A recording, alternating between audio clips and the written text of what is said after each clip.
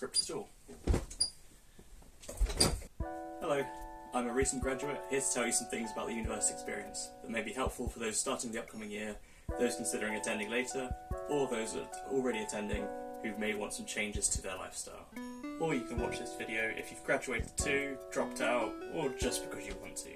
I won't judge, but this may be less helpful for you if you aren't currently at or going to university. I'll break down information to several sections that should hopefully be chapters of the video, so check them for an overview of the topics that I'll touch on. About me. Here are some points about me, where the more that apply to you, the more applicable the video should be to you. I attended Loughborough University. This is in the UK. You may not have heard of it, but I promise it's pretty good. While I have a few friends from other universities in the UK, I can't speak for other countries, and the vast majority of anecdotes will come from Loughborough students. I study computer science. Most of my friends study STEM subjects, however, there are many people I've met in other subjects, so I will try to remain fairly general in my course advice. I could talk all day about computer science. I did spend 40 grand to do that. Yes, 40 grand. I did an integrated master's course with a diploma in industrial studies. That's a 4-year course, plus an additional year in the middle, where I worked as a software engineer. I achieved a 2-1 grade, both overall and just for the undergrad part. Differing on the last 2 points shouldn't really affect your experience with the video, but it should give you an idea of the lens to view this video through. I've studied longer than most, and I've been in and out of a global pandemic while at uni. I've met a ton of people and I've tried a lot of things. There are some points that every video like this will make, and if they don't, then I think they probably should. They're said so often because they're extremely widely applicable and they will have the greatest impact on your university experience. Go to your lectures. Just do it. You'll be tired, you'll be hungover, you woke up late, no one cares. You paid £9,250 a year to be there, which for my specific course worked out about £20 an hour of lecture, seminar, lab, contact hours. Courses with less contact hours, like psychology, will waste more money per hour. Courses with more contact hours, like Mech-Eng, will find it harder to catch up on the content that they've missed. It's worth going to your lectures. Be a good person. It should be easy, it should be obvious, but there'll be all sorts of people from all sorts of backgrounds, and some people immediately get caught out for being generally awful. Near the start of my first year, one of my flatmates got banned from the Students' Union for a term for being rude to a performing act. But in a more serious case, at the start of my second year, someone got caught out for complaining about their flatmates on Snapchat with some racist undertones. They were immediately suspended. Don't be that guy. On to the next point. Don't just stay inside. Do things as much as you can. I'm an introvert. I need a ton of sleep to feel refreshed. I'm super awkward, but I throw myself at opportunities constantly. I've met so many amazing people, and even when I went to things that I didn't enjoy, I never once said, man, I wish I didn't attend that thing, because I always learned something from it, and I gained stories to tell regardless. Somewhat related to that point, don't be afraid to change the people that you spend your time with. At Loughborough, almost everyone spends their first year in accommodation with students assigned semi-randomly. My hall tried to match people with similar courses, but there was still plenty of variance. Most people ended up renting in the future with their first year flatmates, but even among my hall, I found I got out with another flat, and in my second year, I didn't even share rent with them because I shared rent with my sports club instead. Clubs and societies are easily the best way to meet people, and chances are you'll get along with them far better than your accommodation flatmates, because you immediately have at least one thing in common. As for course mates, for many courses this is a good option for the same reason as societies, but personally, I only had a handful of course mates I actually spoke to, and then when I did a placement while others didn't, the year group was jumbled up anyway.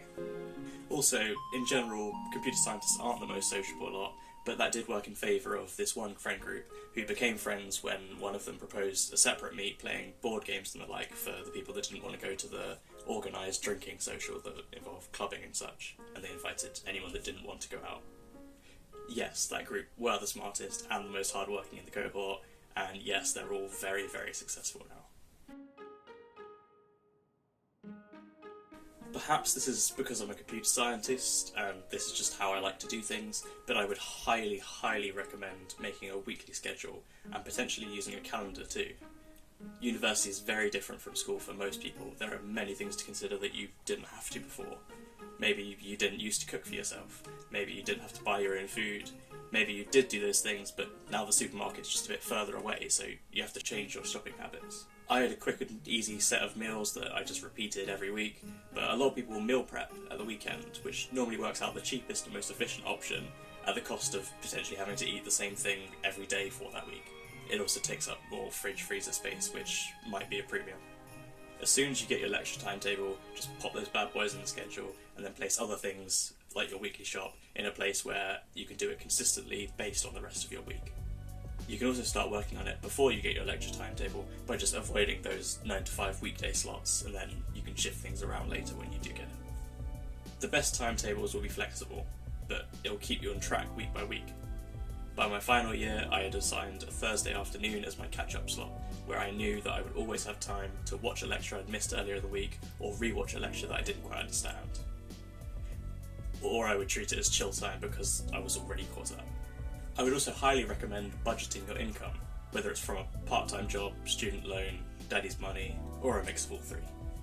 You don't want to have to say no to things because you spent all your money doing something you regret. Don't be afraid to use your student overdraft, that is what it's there for. But too many people I know maxed it out immediately and then complained about being broke, and then they ended up graduating still in the negatives. But they also went to see Taylor Swift. No hate, they clearly value that experience enough to make the sacrifices that they would have to make, but I would say aim for 0, use the overdraft as a safety net.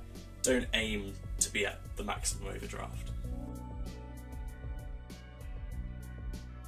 Go to your lectures again.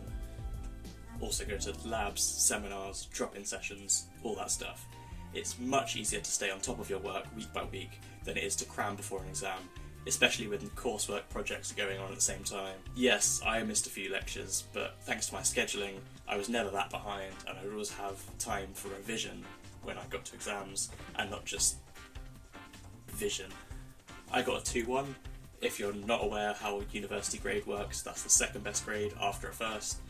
Most jobs requiring a degree will ask for 2.2 or higher, some good jobs will ask for a 2.1 or higher, and then there's the type of job that will ask for a first, that just use that requirement to quickly weed out all the regular people so they can spend more time focused on your portfolio and your resume. I never aimed for a first. I believed that it would mean sacrificing too much of my free time, and I had all my societies and my nights out, and from the people that I know that got a first, most of them barely drink at all, and they will completely disappear in the lead up to exams. Most people I know that got a high 2-1 were aiming for a first and made similar sacrifices, but then they now regret it because computer science is really hard. They end up getting the same grade as me, who did do plenty of societies and I went out on nights out, but I did put in sufficient work for the rest of the time. I won't tell you whether you're capable of getting a first or not, you need to decide that for yourself, but you do really need to be special and motivated for a first, unlike A-levels where you can get by one or the other. A huge decider on your grade is how efficient your note-taking is. Lecturers won't wait for you like teachers in high school did. They will pause for questions and then you can ask more questions at the end of the lecture, but there's far more information than you can write down in the time allotted. The best method for most people is to take notes onto the lecture slides directly, which most lecturers will make available beforehand and even encourage the students to read through the slides before the lecture so they can think about the content more and ask more helpful questions to them. They can do this through a laptop, which can be a bit hard to edit, or a tablet, which you may not own, or you can print off the slides, but printing might get expensive. I've seen all sorts of methods, and I definitely prefer pencil and paper, especially with all the modules with like weird signs that are hard to type, like maths and logic symbols. But it's also the speed that you can write is much faster than editing on a laptop in my experience. I'd love to have used a tablet for the same perks that you can get by using paper, but you can still get caught out zooming in and out or getting distracted by something, or you might have technical issues and you end up missing important information. Find out what works for you. If you want, you can try and take notes on this video, or just search up an online lecture and practice with that. Revision is also important, but less so than note-taking. Some people will have revised more than others for A-levels and GCSEs, so they already know what works for them. Other people won't have struggled with that content, so when you get to the point where you don't understand content first try, like in third year, they just crumble and they fail and they have to reset. Utilise university resources. Like lectures, your money does go towards these things, so you've already paid for them, and not using them is like wasting money. The library will have tons of helpful books. It'll also be good for doing coursework or revision if you want to separate your work and home life. As a computer scientist, we had labs that had triple boot computers, so you could work on Linux without having to set it up on your own device. They also had all the software already installed for the course. The computers might also be more powerful than your own one. I had a gaming laptop which was sufficient, but there were computers available with 2 RAM cards and like 3090 graphics cards, so you could do things like train AI. There would also be many events like careers fairs or additional lectures or mental health resources that I would encourage everyone to try. You can also get a deadline extension more easily if you've already tried to speak to someone about your stress or some other issue. I had my doubts about how much it could help, but seriously, the welfare services at Loughborough were amazing. Clubs and societies. Right, this is what made my university experience as amazing as it was. I strongly believe that joining a society is the best way to meet people and the best way to spend your time. Since society wasn't a term that I'd heard much used outside of things like Joker memes before university, I'll just clarify that by societies I mean groups organised by the university or by students for other students to join and engage in some activity. I personally tried the Gaming Society, the University Jazz Band, the University Orchestra, and the Google Solution Challenge Society. Semi-finalist, by the way. And I met great people at all of these, but ultimately the one I loved the most, and the only one I continued for more than a year, was the jazz band Tuxedo Swing, which I joined every year except for COVID year when we couldn't. So why am I pushing all these societies if I only stuck with a quarter of the ones that I tried? Well, I would have been more willing to stick with it if I didn't have something else that I was already doing every evening. Something life-changing. I absolutely adore trampoline gymnastics. It's much easier to promote societies in good faith than sports clubs because all of you watching will have some society that interests you, while not all of you will find the sport as alluring. That said, the Loughborough Students Trampoline Club is where I spent most of my attention, most of my money, met most of my closest friends, had the most exciting trips with. All in all, it was the single best part of my life, not just within university. I'm not just trying to vouch for your own university's trampoline club, though it would be cool if you did try it because there were plenty of beginners that ended up loving the sport and the club. But I'm trying to show you that there is something that you will love. There's like 50 sports at Loughborough and 100 societies. There's plenty.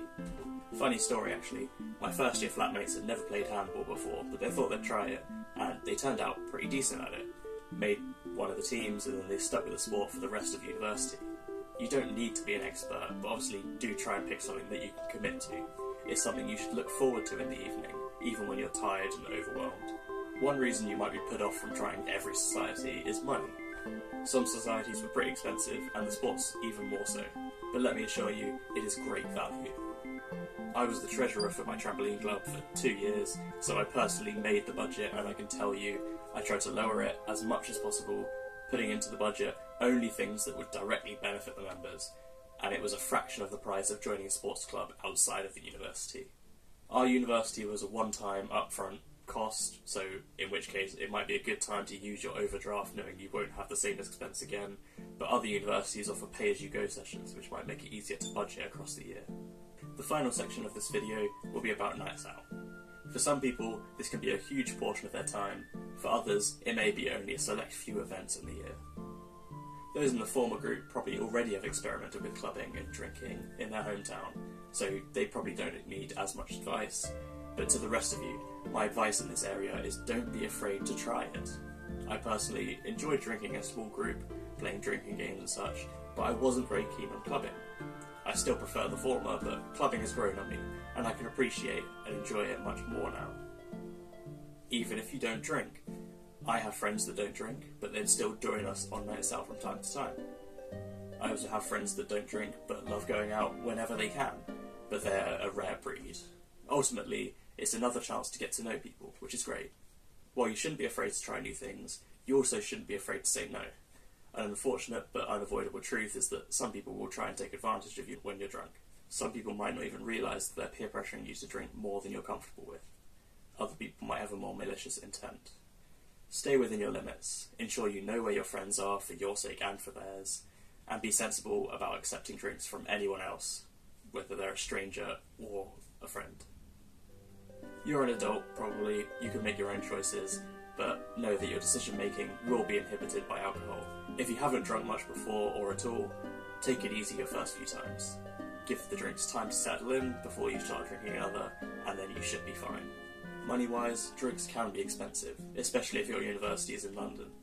It's just another thing that you should budget for. In general, the number of social events will be very front-heavy in the year.